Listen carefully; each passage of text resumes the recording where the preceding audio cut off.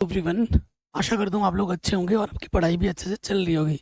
आज के वीडियो में हम कक्षा 9 की जो विज्ञान है, चैप्टर नंबर 2, एकदम आसान शब्दों में आसान परिभाषा के साथ एनिमेशन के साथ आराम से समझेंगे। और अगर इस वीडियो को पूरा देख लेते हो ना, तो आपके एग्जाम में सारे प्रश्न यहीं से आने वाले हैं। चैप्टर का नाम क्या है? क्या हमारे आसपास के पदार्थ शुद्ध हैं? हमारे आसपास जितने भी पदार्थ आप दिख रहे हैं, क्या ये शुद्ध हैं? इसके बारे में हम जानेंगे एक एक करके। ठीक है, बाकी मैंने सब कुछ पढ़ा रखा है, लिंक्स मिलेगी आपको डिस्क्रिप्शन में। तो सबसे पहले टॉपिक पे आ जाते हैं, पदार्थ। पदार्थ के बारे में हम चैप्टर नंबर 1 में भी पढ़ के आए हैं। पदार्थ किसे कहते हैं? वे सभी वस्तुएं जो स्थान घेरती हैं, जिनमें द्रव्यमान होता है, वो क्या कहलाती है? पदार्थ कहलाती है। हर एक वस्तु जो जगह घेरती है, ठीक है, जैसे मेरे पास ये किताब है, ये किताब मैं रखूंगा तो ये जगह घेर रही है ना, और इसमें एक द्रव्यमान है, तो ये क्या हो गया? एक पदार्थ हो गया। ये हाथ में मेरे पास एक पेन है, इसको रखने के लिए भी जगह चाहिए और इसका एक अपना एक द्रव्यमान है, तो ये सब क्या है? ये सब हमारे पास पदार्थ है। ठीक है, फिर क्या होता है? शुद्ध पदार्थ एक ही प्रकार के कणों का बना होता है। जैसे अगर मैं ये दिखाऊं तो ये प्योर प्लास्टिक है, ये एक ही प्रकार से बना है, एक ही तरह के पदार्थ से बना है। ठीक है ना? तो शुद्ध पदार्थ क्या होता है? वो एक ही प्रकार के कणों से मिलकर बने होते हैं। पदार्थ को भौतिक प्रक्रमों द्वारा अन्य प्रकार के द्रव्य में पृथक नहीं किया जा सकता। ठीक है, चलिए नेक्स्ट, शुद्धता के आधार पर पदार्थ का वर्गीकरण हम कैसे कर सकते हैं? देखो, पदार्थ एक होगा आपका एक बिल्कुल शुद्ध पदार्थ, और एक होगा आपका मिश्रण। दो प्रकार के हो सकते हैं, या तो एकदम प्योर। देखो, जो सोना होता है ना, लोग सोना जो पहनते हैं, सोना होता है शुद्ध सोना 24 कैरेट का, लेकिन लोग पहनते हैं 22 कैरेट का, 20 कैरेट का, 18 कैरेट का, उसमें अशुद्ध भी मिलाई जाती है। ठीक है, तो शुद्ध पदार्थ दो चीज़ों से, शुद्ध पदार्थ को हम दो हिस्सों में बांट सकते हैं।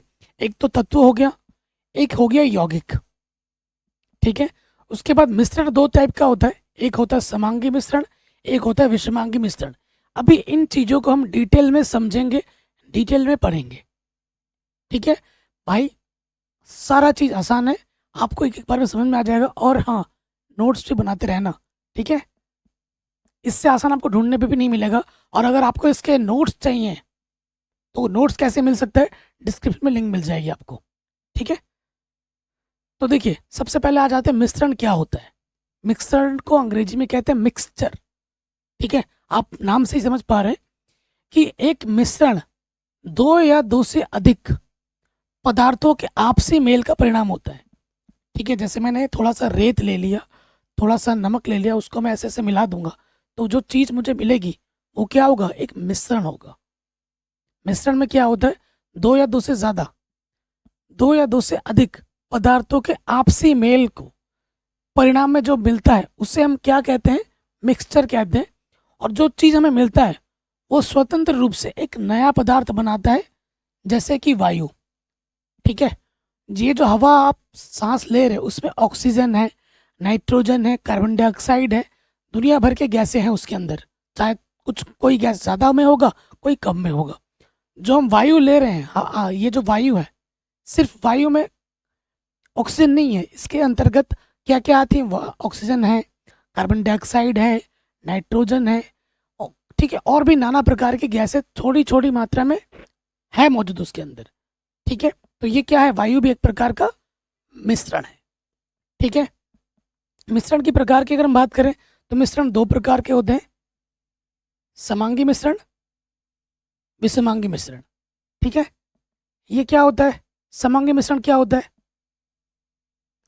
समांगी मिश्रण एक ऐसा मिश्रण होता है जिसमें दो या दो से अधिक पदार्थ पूर्णतः मिश्रित होते हैं और एक दूसरे में अभिवेद्य होते हैं। ठीक है, समांगी मिश्रण में क्या होता है?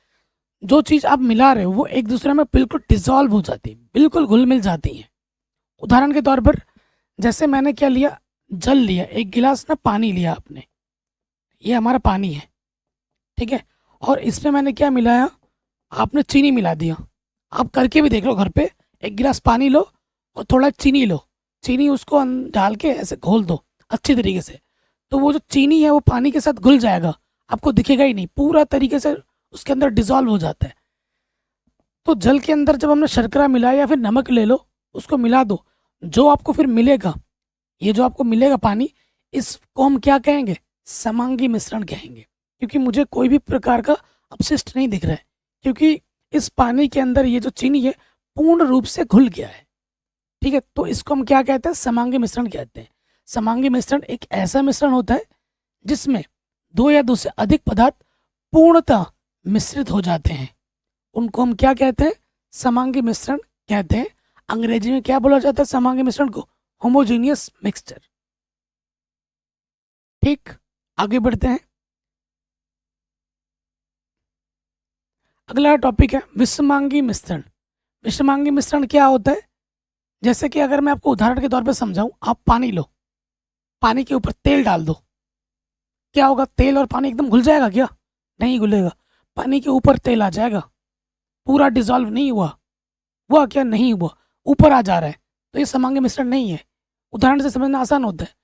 वे मिश्रण जिसमें पदार्थ अलग रहते, पृथक का मतलब अलग रहते हैं, एक पदार्थ छोटे कणों, छोटी छोटी बूंदों या फिर बुलबुले के रूप में दूसरे पदार्थ के हर जगह फैले रहते हैं, सतह पर आ जाते हैं, ऐसे मिश्रण को हम क्या कहते हैं?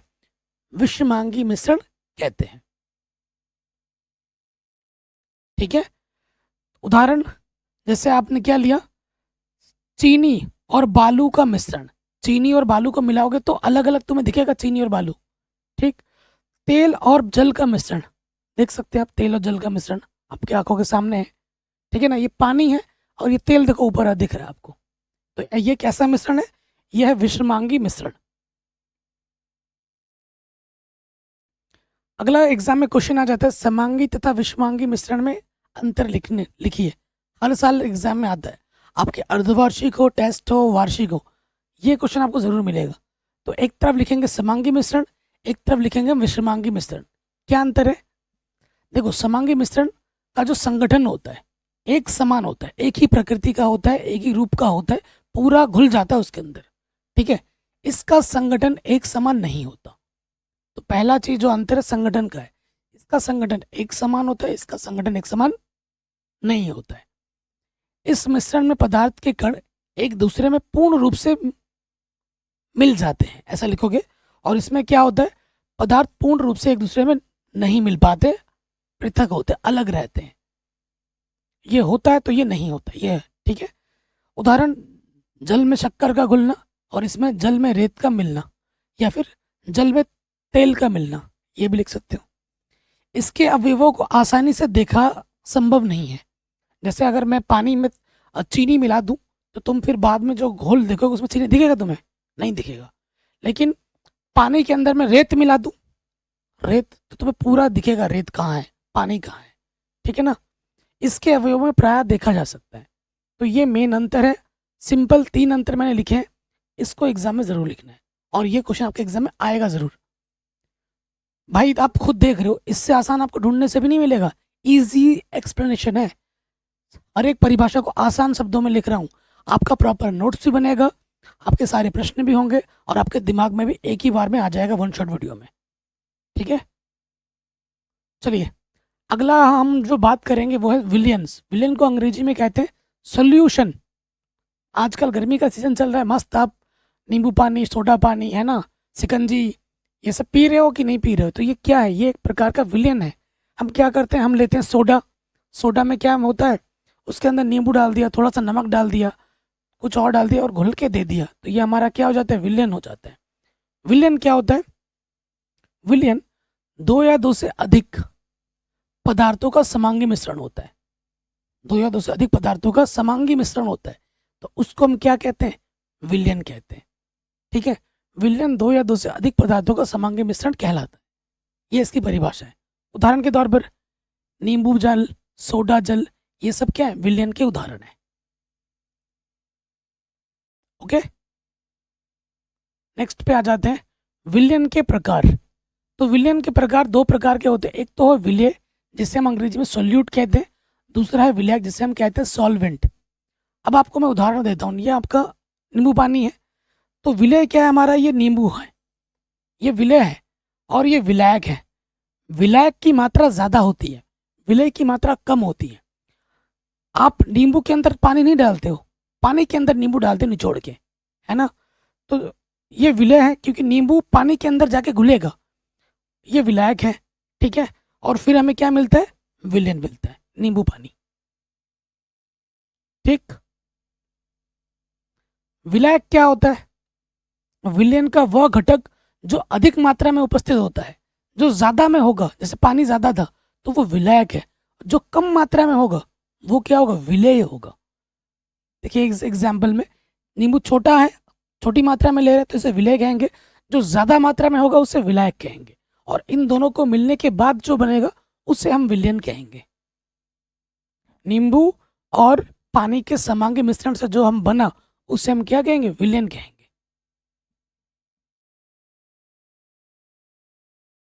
ठीक है, तो देखिए विलय, विलय क्या है, विलयन का वह घटक जो कम मात्रा में उपस्थित होता है विलेय कहलाता है, ज्यादा मात्रा में जो होता है क्या कहलाता है, विलायक कहलाता है। विलयन के क्या गुण हैं, एग्जाम में आ जाता है, विलयन किसे कहते हैं, ठीक है, विलयन के क्या गुण हैं बताइए, ठीक है, एग्जाम में आ जाता है। तो विलयन, तो भैया पहली चीज तो क्या है, ये एक समांगी मिश्रण है, ठीक है, पूरी मात्रा में ये डिजॉल्व हो जाता है। उसके साथ विलयन के कण व्यास में 1 नैनोमीटर से भी छोटे होते हैं, इसलिए वे आंख से नहीं देखे जा सकते। विलयनों के कणों को हम आंख से नहीं दे सकते क्योंकि इनके कण जो होता है ना वो 1 नैनोमीटर से भी छोटे व्यास के होते हैं, नैनोमीटर, ठीक है, बहुत ही छोटा पैमाना होता है, इसलिए इसको आंख से भी नहीं देखा जा सकता। अपने छोटे आकार के कारण विलयन के कण गुजर रही प्रकाश की किरण को फैलाते नहीं हैं, क्योंकि इनका आकार बहुत छोटा होता है, अगर इनसे प्रकाश जा रही होगी तो वो प्रकाश को फैला नहीं सकते क्योंकि इनके कणों का आकार बहुत ही ज़्यादा छोटा होता है, ठीक है, इसलिए विलयन में प्रकाश का मार्ग दिखाई नहीं देता है, ठीक है। छानने की विधि द्वारा विलय के कणों को विलयन में पृथक नहीं किया जा सकता। जैसे सपोज करो तुमने नींबू निचोड़ दिया है पानी के अंदर और तुम सोच रहे हो कि मैं छन्नी से नींबू अलग छान लूँ और पानी अलग छान लूँ, कर सकते हो क्या ऐसा भाई, बोलो, नहीं कर सकते। वही चीज़ यहाँ लिख रहे हैं कि छानने की विधि द्वारा विलय के कणों को विलयन में पृथक नहीं किया जा सकता। विलयन को शांत छोड़ देने पर भी विलय के कण नीचे नहीं बैठते हैं। जैसे नींबू पानी में हमने बनाया, अब हमने गिलास को ऐसे रख दिया आधा घंटा, क्या नींबू नीचे बैठ जाएगा, बोलो, पानी ऊपर आ जाएगा, ऐसा होगा क्या, नहीं होगा। शांत छोड़ दोगे तो भी वैसा ही रहेगा वो। तो ये इसके गुण है, किसके, विलयन के। विलयन की सांद्रता किसे कहते हैं, किसी विलयन के प्रति लीटर, प्रति लीटर मतलब जैसे ये गिलास है, इसमें 1 लीटर पानी आता है, ठीक है, तो किसी विलयन के प्रति लीटर आयतन में घुले विलेय पदार्थों की मात्रा को विलयन की क्या कहते हैं, सांद्रता कहते हैं। देखो जैसे इस गिलास में पानी है ना भाई, 1 लीटर पानी है मान लेते हैं, इस गिलास में 1 लीटर पानी है, इस किसी विलयन के प्रति लीटर आयतन में घुले विलेय पदार्थों में, अब इसमें मैंने कुछ क्या डाल दिया, नमक डाल दिया, इतना सा नमक डाल दिया, ठीक है, और नमक इसमें घुल गया, तो किसी विलयन के प्रति लीटर आयतन में घुले विलेय पदार्थ की मात्रा को, विलेय पदार्थ क्या है यहाँ पर, ये नमक है जो इसके अंदर घुल गया है, उसके क्या कहते हैं, उस विलयन की क्या कहते हैं, सांद्रता कहते हैं, ठीक है, मोस्ट इंपॉर्टेंट है, कक्षा 11-12 में भी इसकी जरूरत पड़ेगी। अगला जो आता है इस पर मैं क्वेश्चन अलग से कराऊंगा, न्यूमेरिकल, ठीक है, जब हम क्वेश्चन करेंगे ना इंपॉर्टेंट न्यूमेरिकल, फिजिक्स का क्वेश्चन वगैरह करेंगे तो ये सारे न्यूमेरिकल में कराऊंगा अलग अलग वीडियो बनाकर, उन सभी वीडियो को कराने के बाद लिंक्स भी मैं डाल दूंगा प्लेलिस्ट बनाकर डिस्क्रिप्शन पे, तो एक बार डिस्क्रिप्शन जरूर चेक करना। विज्ञान के साथ साथ गणित भी मैंने पूरी पढ़ा दी है, जाके एक बार चेक करो डिस्क्रिप्शन, प्लेलिस्ट जाके देखो, ठीक है, और सर्च भी करोगे यूट्यूब में और हमारे चैनल का नाम लिख दोगे तो वीडियो टॉप पे मिल जाएगी। तो पहली चीज़ क्या है, विलयन की सांद्रता को दर्शाने के लिए 3 प्रमुख विधियाँ हैं। पहला है द्रव्यमान विलयन प्रतिशत, कैसे निकाला जाता है, तो क्या होता है, विलेय पदार्थ का द्रव्यमान ऊपर आता है और विलयन का द्रव्यमान नीचे आता है, उसको 100 से गुणा करोगे तो आपको मिलेगा द्रव्यमान विलयन के द्रव्यमान का प्रतिशत, फॉर्मूला है, इसको याद रखिएगा। अगर आपको द्रव्यमान विलयन के आयतन प्रतिशत निकालना है तो यहाँ पर बस आयतन आ जाएगा, विलय ऊपर रहेगा, विलयन नीचे रहेगा, ये ध्यान रखना है सभी में। आयतन बोला तो विलेय पदार्थ का आयतन आ जाएगा, विलयन का आयतन आ जाएगा, गुणे में 100 लगेगा ही लगेगा। अगर आपसे बोलेगा विलयन के आयतन का प्रतिशत निकालो, तो विलय का आयतन ऊपर आएगा, नीचे विलयन का आयतन आएगा, गुणे 100 कर देना है। तो ये 3 फॉर्मूले जिसे आपको याद रखने हैं। ठीक, अब हम बात करेंगे संतृप्त विलयन क्या होता है। देखो, संतृप्त विलयन क्या होता है, जब एक विलयन में विलय की मात्रा अधिकतम सीमा तक पहुंच जाती है। एक, जैसे आप सपोज करो एक गिलास पानी है, ठीक है, उसमें जब हम नींबू थोड़ा मिला रहे तो पूरा घुल जा रहा है। अगर हम ज़्यादा चीज़ों मात्रा में मिला देंगे, हर चीज़ की एक लिमिट होती है, उस लिमिट से बाहर जाएगा तो वो चीज़ नहीं हो पाएगी।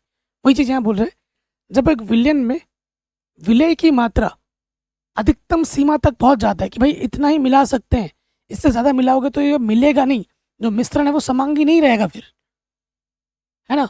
सपोज करो एक गिलास पानी है, तुम इतना नमक डालोगे तो घुलेगा। तुम पूरा पैकेट डाल सकते हो क्या? पूरा पैकेट डाल दोगे घुल जाएगा? नहीं घुलेगा ना। तो उसकी एक सीमा है, ठीक है। जैसे ये हमारे पास एक गिलास पानी है और तुम पहले क्या डाल रहे हो, इसमें नमक इतना डाला, इतना नमक डाला, पूरा घुल गया। अब तुम अगर इसमें इतना नमक डालना चाहोगे थोड़ी ना घुलेगा, तो उसकी एक लिमिट होती है, उसकी एक सीमा होती है। कह रहे हैं जब एक विलयन में विलय की मात्रा अधिकतम सीमा तक पहुंच जाती है, ठीक है, तथा इसमें और विलय नहीं मिलाया जा सकता, तो इसे हम संतृप्त विलयन कहते हैं। ठीक है, संतृप्त विलयन क्या होता है, विलय की मात्रा जब बाउंड्री तक पहुंचेगी, भैया इससे ज्यादा मिलाओगे ना तो मिश्रण समांगी नहीं रहेगा, तो उसको हम कहते हैं संतृप्त विलयन। इस विलयन में विलय पदार्थ नहीं घुलता है, ठीक है। विलय पदार्थ जो है ये हमारा विलय नमक, वो फिर नहीं घुलेगा इसके अंदर। असंतृप्त विलयन क्या होता है, यदि एक विलयन में विलय पदार्थ की मात्रा संतृप्तता से कम है तो इसे हम असंतृप्त विलयन कहते हैं। देखो, संतृप्तता से कम है, ये इंपॉर्टेंट वर्ड है। अगर किसी विलयन में विलय पदार्थ की मात्रा संतृप्तता से कम है तो ही उसको हम क्या कहेंगे, असंतृप्त विलयन कहेंगे। ठीक है, ये आप देख पा रहे हैं संतृप्त विलयन, और ये हमारा क्या है, असंतृप्त विलयन। ठीक है, हम नेक्स्ट टॉपिक की बात करेंगे, वो है निलंबन। निलंबन क्या होता है, आइए देखते हैं। देखो, निलंबन एक विषमांगी मिश्रण है। सबसे इंपॉर्टेंट बात क्या है कि ये समांगी नहीं, निलंबन जो होता है एक विसमांगी मिश्रण होता है, जिसमें विलय पदार्थ के कण घुलते नहीं हैं। ठीक है, जो विलय पदार्थ के कण हैं वो घुलेंगे नहीं। जैसे पानी में कुछ तुमने मिलाया और वो घुला नहीं उसके साथ, ठीक है, जैसे हम पानी में चीनी मिलाते थे, नमक मिलाते थे, पूरा घुल जाता था, हमें चीनी और नमक का पता ही नहीं लग पाता था। लेकिन अगर हम पानी में कुछ ऐसा चीज़ मिला रहे हैं जो उसके अंदर घुल नहीं रहा है, ठीक है, तो ऐसे मिश्रण को हम क्या कहेंगे, निलंबन कहेंगे। निलंबन एक विसमांगी मिश्रण है जिसमें विलय पदार्थ के कण घुलते नहीं हैं, अपितु माध्यम की समष्टि में निलंबित रहते हैं, ऊपर ऊपर रहते हैं। जैसे कि देख पा रहे हैं, ये गिलास में ये जो काला काला दिख रहा है ना, ये आपको दिखेगा, तो इसे हम निलंबन कहते हैं। ये निलंबित कण आंखों से देखे जा सकते हैं, जैसा आटा जल, अगर जल में तुम आटा मिला दो तो आटा तुम्हें दिखेगा। ठीक है, बालू जल, अगर जल में तुम बालू मिला दो तो तुम्हें बालू दिखेगा। तो ये क्या है, निलंबन है। निलंबन एक विसमांगी मिश्रण होता है और इसमें जो विलय पदार्थ होते हैं वो पूरी तरीके से घुलते नहीं है। ठीक है, तो इसे हम क्या कहते हैं, निलंबन। और निलंबन को अंग्रेजी में कहते हैं सस्पेंशन। ठीक, अगला है निलंबन के क्या गुण है। तो देखो, ये एक विषमांगी मिश्रण होता है, जैसे कि अभी हमने पढ़ा कि निलंबन एक क्या है, विसमांगी मिश्रण है। इनके कणों को हम आंखों से देख सकते हैं, इन्हें खुली, जैसे बालू के कण, आटे के कण, ये आपको खुली आंखों से दिख जाएंगे, समांगी मिश्रण में नहीं दिखता।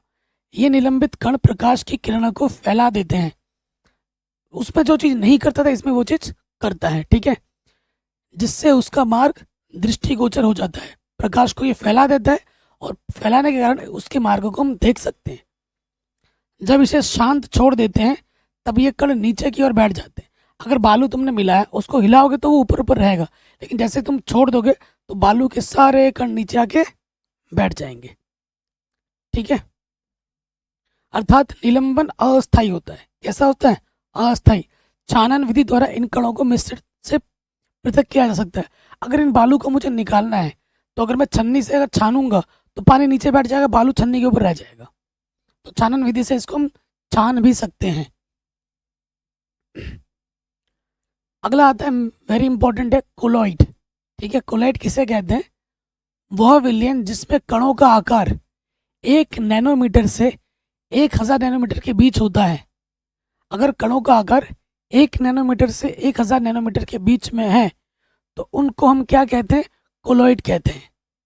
उन कणों को हम क्या कहते हैं? कोलॉइड कहते हैं। जैसे स्टार्च विलयन, दूध, खून, ठीक है ना, ये क्या होते हैं? ये हमारे कोलॉइड होते हैं, कोलॉइड के कण हैं। इनके कणों का जो व्यास होता है वो 1 नैनोमीटर से 1000 नैनोमीटर के बीच में होता है। उदाहरण क्या है? दूध है, खून है। कोलॉइड के सामान्य उदाहरण क्या है? जैसे अगर द्रव में बात करूं, द्रव अवस्था में क्या होता है? गैस है। उदाहरण की बात करें तो एरोसोल, उदाहरण में दिखा दूंगा, कोहरा, बादल, ये सब।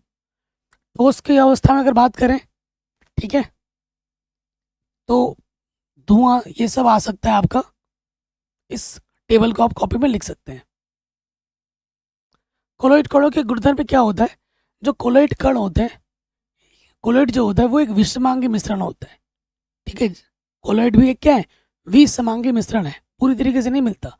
कोलॉइड के कणों का आकार इतना छोटा होता है कि पृथक रूप में आंखों से नहीं देखे जा सकते। ठीक है, इनका कणों का आकार बहुत ज़्यादा छोटा होता है और इनको हम खुली आंखों से नहीं देख सकते। इनको शांत छोड़ दिया जाता है तब ये कण तल पर बैठ जाते हैं। अगर इनको शांत छोड़ दो तो इनके जो भी कण है वो नीचे बैठ जाते हैं, अर्थात ये अस्थायी होते हैं। ये छानन विधि द्वारा मिश्रण से पृथक नहीं किए जा सकते। ठीक है, इनके कणों को हम छानन विधि से पृथक नहीं कर सकते, किंतु एक विशेष विधि अपकेंद्रीकरण तकनीक द्वारा पृथक किया जा सकता है। छानन विधि से तो नहीं पृथक हो सकता, लेकिन एक विशेष विधि है जिसे कहते हैं अपकेंद्रीकरण। उस तकनीक के द्वारा हम इसको अलग कर सकते हैं। ये इतने बड़े होते हैं, प्रकाश की किरण को फैला देते हैं और उसके मार्ग को दृश्य बनाते हैं। ठीक है, कोलॉइड के कण क्या करते हैं? तो थोड़े बड़े होते हैं और ये क्या करते हैं? प्रकाश को फैलाते हैं और उनके मार्ग को दृश्य बना देते हैं। तो ये गुण है कोलॉइड के। टिंडल प्रभाव, ये एग्जाम में आता है। टिंडल प्रभाव किसे कहते हैं? अगर मैं टिंडल प्रभाव को देखूं, एग्जाम्पल बताऊं, अगर आपका एक रूम है, कमरा है जो पूरा बंद है और एक जगह से रोशनी आ रही है, तो उस रोशनी में आने वाले जो उस रोशनी का जो मार्ग होगा, उस मार्ग में देखोगे बहुत सारे कण यूं यूं यूं यूं घूम रहे हैं, अपने मार्ग से गति कर रहे हैं। तो ये टिंडल प्रभाव का बहुत शानदार उदाहरण है। देखो, कोलॉइडी कणों द्वारा प्रकाश की किरणों का फैलाना, जो कोलॉइडी कण होते हैं प्रकाश की किरणों को फैला देते हैं, इसी प्रभाव को हम क्या कहते हैं? टिंडल प्रभाव कहते हैं। एक लाइन में लिख दिया मैंने, टिंडल प्रभाव किसे कहते हैं। उदाहरण जो मैंने बोला आप अपने शब्दों में लिख सकते हो उदाहरण में। ठीक है, जैसे ये हमारा लाइट है, ये हमारा सोल्यूशन है। तो जैसे हम लाइट मारेंगे तो ये प्रकाश मार्ग को क्या कर देता है? सदृश बना देता है। ठीक है, जैसे कॉपर सल्फेट का विलयन टिंडल प्रभाव नहीं दर्शाता है, दूध तथा पानी का मिश्रण टिंडल प्रभाव को दर्शाता है। ठीक है, कौन दर्शाता है कौन नहीं दर्शाता है वो भी मैंने बता दिया। उदाहरण के तौर पे जो मैंने आपको एग्जाम्पल दिया था ना, रूम बंद करके एक जगह से रोशनी आ रही है तो उस रोशनी में आपको कण गति करते हुए दिखते हैं प्रकाशीय मार्ग में, तो ये टिंडल प्रभाव का सबसे अच्छा उदाहरण है। अगला जो टॉपिक है हमारा वो है भौतिक एवं रासायनिक परिवर्तन। तो भौतिक परिवर्तन क्या होता है? ठीक है, भौतिक परिवर्तन क्या होता है? वह परिवर्तन जिसमें पदार्थ की अवस्थाओं का अंतर रूपांतरण होता है परंतु पदार्थ के संगठन तथा रासायनिक प्रकृति में कोई परिवर्तन नहीं होता, भौतिक परिवर्तन कहलाता है। अगर मैं इसको आसान शब्दों में कहूँ, अगर कोई पदार्थ है उसको हम एक अवस्था से दूसरी अवस्था में बदल रहे हैं और दूसरी अवस्था से फिर प्रथम अवस्था में पा सकते हैं, तो ऐसे परिवर्तन को हम क्या कहते हैं? भौतिक परिवर्तन। जैसे देखो, बर्फ है हमारे पास, ठीक है, बर्फ को हम गर्म करेंगे तो हमें पानी मिलेगा, एक अवस्था से दूसरी अवस्था में आया। अगर पानी को मैं ठंडा करूँगा, ठीक है, पानी को ठंडा करूँगा तो मुझे फिर से क्या मिल जाएगा? बर्फ मिल जाएगा। ठीक है, जैसे मोम है, मोम पिघल जाता है गर्म होने पर, उसको फिर ऐसा करो फिर वो इकट्ठा हो जाता है। तो ये एक भौतिक परिवर्तन क्या होता है? जब एक अवस्था से वो दूसरी अवस्था में पदार्थ आता है तो पदार्थ दूसरी अवस्था से फिर से प्रथम अवस्था में आ सकता है। इस परिवर्तन को हम क्या कहते हैं? भौतिक परिवर्तन कहते हैं।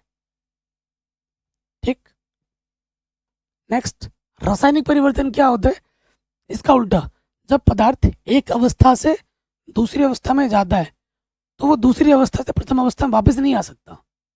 तो ऐसे परिवर्तन को हम रासायनिक परिवर्तन कहते हैं। उदाहरण के तौर पर अगर दूध से तुमने दही बना दिया है तो क्या दही से तुम दूध बना सकते हो? नहीं बना सकते। तो ये क्या है? रासायनिक परिवर्तन है। वही चीज़ है, वे परिवर्तन जिनमें एक या अधिक पदार्थ किसी अन्य पदार्थ में परिवर्तित हो जाते हैं रासायनिक परिवर्तन कहलाते हैं। लोहे पर जंग लगना, कार्बन का जलकर कार्बन डाइऑक्साइड बना देना, दूध से दही बनना, ये सब आप उदाहरण में लिख सकते हो। ठीक है, नेक्स्ट, शुद्ध पदार्थों के प्रकार। शुद्ध पदार्थ दो तरीके के होते हैं, एक तो तत्व होता है और दूसरा क्या होता है? यौगिक होता है। एक तत्व है और एक यौगिक है। आइए इसके बारे में जानते हैं। तत्व क्या होता है? जैसे ये सोडियम मैंने चित्र में दिखा दिया, ये तांबा मैंने दिखा दिया। पदार्थ का वह मूल रूप जिसे रासायनिक अभिक्रिया द्वारा अन्य सरल पदार्थों में विभाजित नहीं किया जा सकता तत्व कहलाता है। मतलब इसको हम अन्य चीज़ों में परिवर्तित नहीं कर सकते, इसके मूल रूप को। तो पदार्थ का मूल रूप जिसे रासायनिक अभिक्रिया द्वारा अन्य सरल पदार्थों में विभाजित नहीं किया जा सकता क्या कहलाता है? तत्व कहलाता है। उदाहरण के तौर पे ये सोडियम हो गया, ये तांबा हो गया, लोहा हो गया, ये तत्व के उदाहरण है। ठीक, तत्व को अंग्रेजी में क्या कहते हैं? एलिमेंट कहते हैं। यौगिक क्या होता है? आइए देखते हैं। उससे पहले तत्व जो होता है वो तीन प्रकार का होता है। एक तो धातु होता है, एक अधातु होता है और एक उपधातु होता है। धातु और अधातु के बारे में आप अगले चैप्टर में डिटेल में पढ़ोगे। कक्षा 10 में धातु एवं अधातु का एक अलग से भी चैप्टर आता है। तो ये चैप्टर बहुत इंपॉर्टेंट है, कक्षा 9 में भी आएगा और कक्षा 10 में भी दोबारा आएगा, सेम चैप्टर, इतना इंपॉर्टेंट है। धातु क्या होता है? वे तत्व जो सामान्य अभिक्रियाओं में अपने परमाणुओं से एक अथवा अधिक इलेक्ट्रॉन त्याग करते हैं धातु कहलाते हैं। इलेक्ट्रॉन त्याग कर पाते हैं, जैसे सोडियम है ना। अगर मैं बताऊं, सोडियम का परमाणु क्रमांक 11 होता है। अगर हम इसका परमाणु विन्यास करें, प्रथम कक्षा में 2, द्वितीय में 8, बचा 1, तो इसके बाहरी कक्ष पूर्ण हो गए 8। पूरे होने के बाद इसके पास एक इलेक्ट्रॉन ज़्यादा बचा, तो हम क्या लिखते हैं इसको? Na, एक इलेक्ट्रॉन ज़्यादा बच गया, पॉजिटिव, मतलब एक इलेक्ट्रॉन ये किसी को दे सकता है। ठीक है, तो जो जिनमें पॉजिटिव चार्ज होता है वो धातु होते हैं। वे तत्व जो सामान्य अभिक्रिया में अपने परमाणुओं से एक अथवा अधिक इलेक्ट्रॉन का त्याग कर सकते हैं, किसी को दे सकते हैं, धातु कहलाते हैं। ठीक है, मतलब जिन जिन तत्वों पे ये पॉजिटिव चार्ज होगा वो क्या होते हैं? धातु होते हैं, सीधी सी बात है। ठीक है, धातु की अपनी एक चमक होती है। धातु क्या होते हैं? कठोर होते हैं। धातु भंगुर नहीं होते हैं।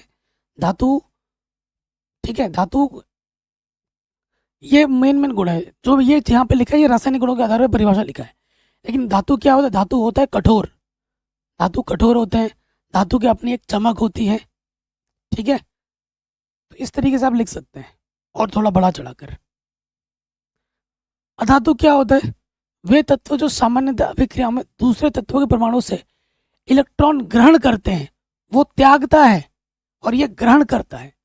जो ग्रहण करता है उसे हम क्या कहते हैं? अधातु कहते हैं। जैसे ऑक्सीजन, ऑक्सीजन का परमाणु क्रमांक कितना होता है? 8, 2 और बाहरी कक्ष में 6।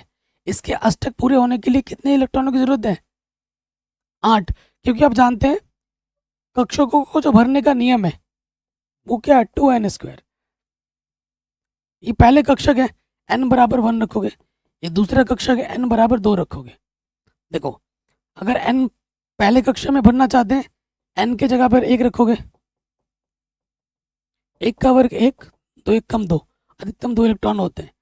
दूसरा कक्ष भरना चाहोगे तो n के जगह पे 2 रखोगे, 2 दूनी 4, 4 दूनी 8, अधिकतम कितने इलेक्ट्रॉन आते हैं? 8। तो यहाँ पर कितने? 6। 8 पूरे करने के लिए कितने इलेक्ट्रॉन इसको चाहिए? 2 चाहिए। अब 2 चाहिए तो इस पर 2 नेगेटिव आता है। इसको चाहिए, नेगेटिव मतलब मुझे चाहिए, ग्रहण कर सकता है ये। वे तत्व जो सामान्य अभिक्रिया में दूसरे तत्वों के परमाणुओं से इलेक्ट्रॉन ग्रहण करते हैं अधातु कहलाते हैं। तो जिन तत्वों पे माइनस चार्ज होता है वो क्या होते हैं? वो आपके होते हैं अधातु। जिनमें प्लस चार्ज होता है वो होता है धातु। ठीक, उपधातु क्या होता है? उपधातु में धातु और अधातु दोनों का गुण होता है। ऐसे तत्व जिनमें धातु और अधातु दोनों के गुण होते हैं उन्हें हम उपधातु कहते हैं। कुछ तत्व धातु और अधातु के बीच के गुणों को दर्शाती है जिन्हें हम उपधातु कहते हैं। ठीक है, जैसे बोरॉन, सिलिकॉन, जर्मेनियम। ये सिलिकॉन है, ये जर्मेनियम है। ठीक है, उपधातु क्या होते हैं? जिनमें धातु और अधातु दोनों के गुण पाए जाते हैं उन्हें हम उपधातु कहते हैं। अंग्रेजी में बोलते हैं मेटालॉइड्स। यौगिक क्या होता है? यौगिक को अंग्रेजी में कहते हैं कंपाउंड। तो वह पदार्थ जो दो या दो से अधिक तत्वों के से मिलकर बना होता है उसे हम यौगिक कहते हैं। सिंपल भाषा में लिखना, जो पदार्थ दो या दो से अधिक तत्वों से मिलकर बना है उसे हम यौगिक कहते हैं। ठीक, जैसे चीनी, जैसे नमक, जैसे जल। ये दो या दो से अधिक। जल का क्या होता है? जल हाइड्रोजन और ऑक्सीजन से मिलकर बना है। नमक सोडियम और क्लोरीन से मिलकर बना है। ठीक है, तो ये जब दो या दो से अधिक चीजों से मिलकर बना होता है तो उन्हें हम यौगिक कहते हैं। वेरी इंपॉर्टेंट क्वेश्चन है, हर साल एग्जाम में आता है। क्या कि मिश्रण और यौगिक में क्या अंतर है? हर साल एग्जाम में आता है। एक मिश्रण है, मिश्रण मतलब किसी चीज को मिक्स करना, और यौगिक, इन दोनों में क्या अंतर है? लगता सुनने में एक ही है लेकिन इनमें बहुत अंतर है। पहला अंतर क्या है? तत्व या यौगिक केवल मिश्रण बनाने के लिए मिलते हैं मिश्रण में, और यौगिक में क्या होता है? एक पदार्थ क्रिया करके नए पदार्थ का निर्माण करता है। मिश्रण का संगठन परिवर्तनीय होता है और नए पदार्थ का संगठन सदैव स्थायी होता है। यौगिक में मिश्रण में उपस्थित घटक अपने गुणधर्मों को दर्शाते हैं। ठीक है, मिश्रण में जो जो आए हैं वो अपने गुण को दर्शाते हैं, और यौगिक में नए पदार्थ के गुण धर्म पूरी तरह से भिन्न होते हैं। जैसे हाइड्रोजन को और पानी ऑक्सीजन को मिला है, पानी बना, तो हाइड्रोजन ऑक्सीजन से जो मिलकर पानी बना है उसका गुणधर्म बिल्कुल ही अलग होगा। घटकों को भौतिक विधियों द्वारा सुगमता से पृथक्कृत किया जा सकता है, इसको हम अलग कर सकते हैं, लेकिन घटकों को केवल रासायनिक या वैद्युत रासायनिक प्रक्रिया द्वारा ही पृथक किया जा सकता है। इसको हम भौतिक विधि द्वारा अलग नहीं कर सकते। इनको अलग करने के लिए हमें केमिकल प्रोसेस, ठीक है, विद्युत रासायनिक प्रक्रियाओं की मदद लेनी पड़ेगी, अन्यथा उनको हम अलग नहीं कर सकते। तो ये विशेष 4 अंतर है, वेरी इंपॉर्टेंट है, एग्जाम में आएगा, लिख के ले लो। ठीक है, देखो पदार्थ जो होता है, मैंने आपको बताया पदार्थ एक तो शुद्ध पदार्थ होता है और एक मिश्रण होता है।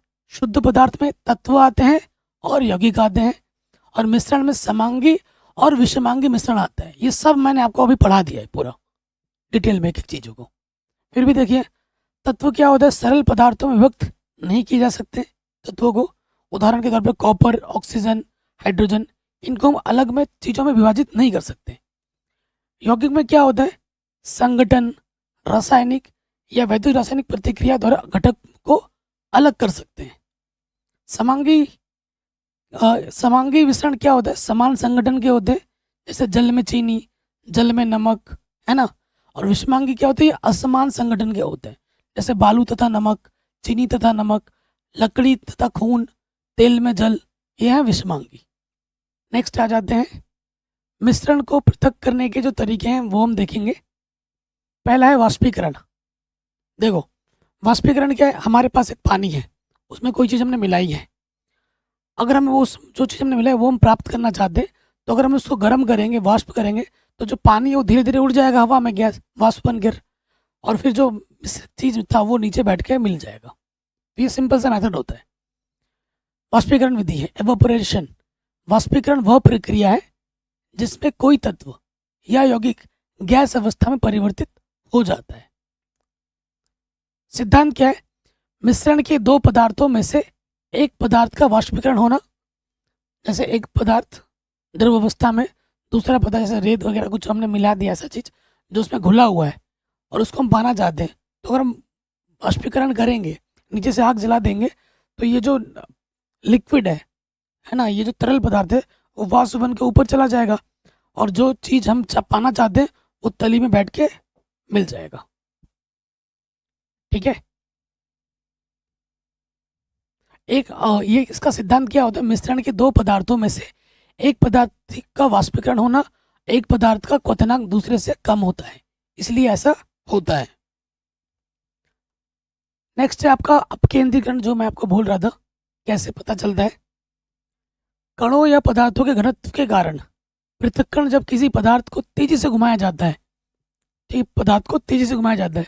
देखो जो हमारा ब्लड टेस्ट वगैरह होता है उसमें यही चीज़ होता है, हमसे ब्लड लेते हैं, इसमें डालते हैं, इसको बंद करते हैं और एक मशीन में डाल देते हैं, और मशीन उसको खून को ना यूं यूं यूं घुमाते रहता है, घुमाते रहता है बहुत तेज तेज, बहुत देर तक, और उसके बाद हम उसका जांच करते हैं।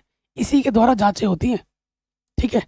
कणों या पदार्थों के घनत्व के कारण पृथक्करण जब किसी पदार्थ को तेजी से घुमाया जाता है तो भारी कण नीचे की तरफ दबाव डालते हैं तथा हल्के कण ऊपर चले आते हैं।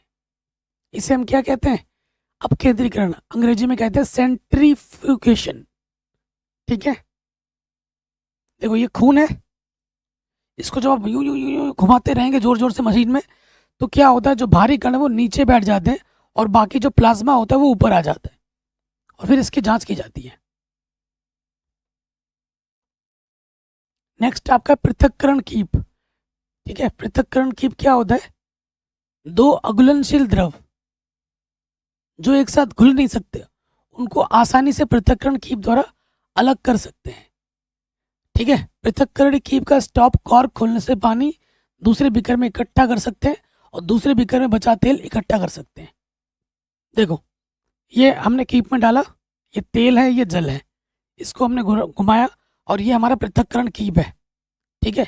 इससे जब नीचे आएगा तो यहाँ से सिर्फ नीचे क्या आएगा, आपका पानी बाहर नीचे आ जाएगा और तेल यहाँ से ऊपर रह जाएगा। इस तरीके से हम इसको अलग कर सकते हैं,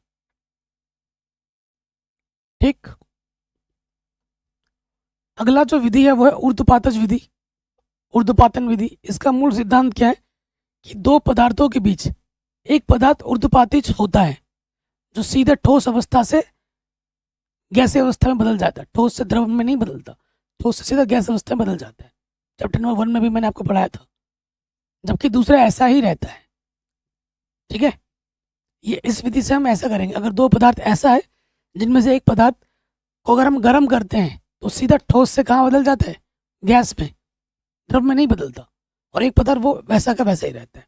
तो अगर दो पदार्थ ऐसे हैं तो उनको हम ऊर्ध्वपातन विधि लगाकर प्राप्त कर सकते हैं। नेक्स्ट आपका है क्रोमेटोग्राफी। क्रोमेटोग्राफी क्या होता है, देखो किसी मिश्रण में रंगीन यौगिक रंजित कणों को पृथक कर सकते हैं। इस मिश्रण में किसी सोखने वाले फिल्टर, कोई हमारे पास एक फिल्टर पेपर होगा जो सोखता होगा, सहायता से जब पानी के कण ऊपर की ओर दो अलग अलग रंग के साथ जाते हैं तो क्रोमेटोग्राफी पेपर द्वारा दोनों पृथक हो जाते हैं। क्रोमेटोग्राफी क्या होता है, एक पात्र होता है, एक पेपर होता है, जिनमें अगर उनको डाला जाता है अलग अलग तो उनको वो क्या करता है, ऑब्जॉर्व कर लेता है, ठीक है, सोख लेता है। क्योंकि दोनों का रंग अलग अलग गति से सोखा ले जाता है तो वो अलग अलग हमें दिख जाते हैं, ठीक है। तो ये चित्र है।